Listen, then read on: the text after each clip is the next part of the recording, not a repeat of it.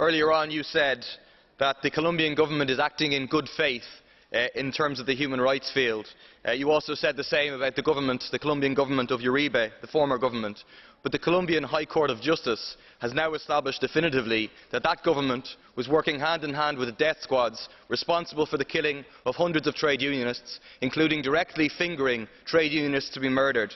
Can I ask you, how many more trade unionists, how many more human rights offenders have to be killed before your attitude is changed and before the FTA is halted?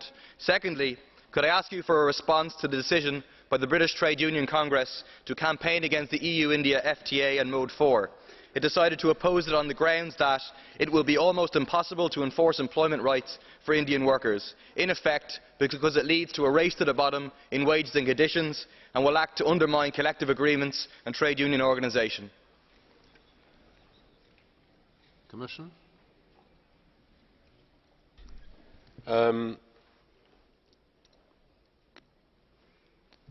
I think it is very important that when you want the rule of law to be respected, that you have an independent judiciary.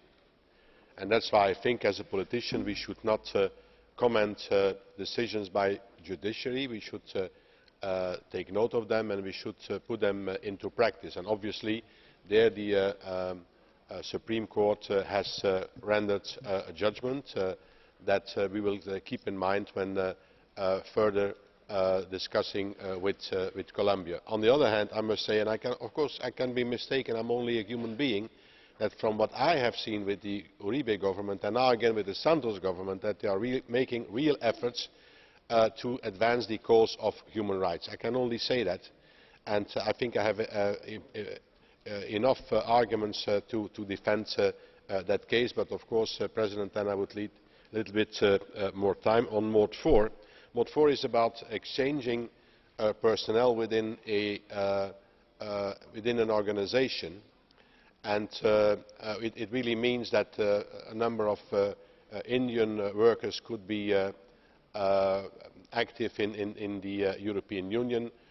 These are not enormous figures, and it is within an organisation of a company or within the organisation of a multinational, so I cannot see why this would infringe on workers' rights in Europe. Thank you. Mr. Murphy?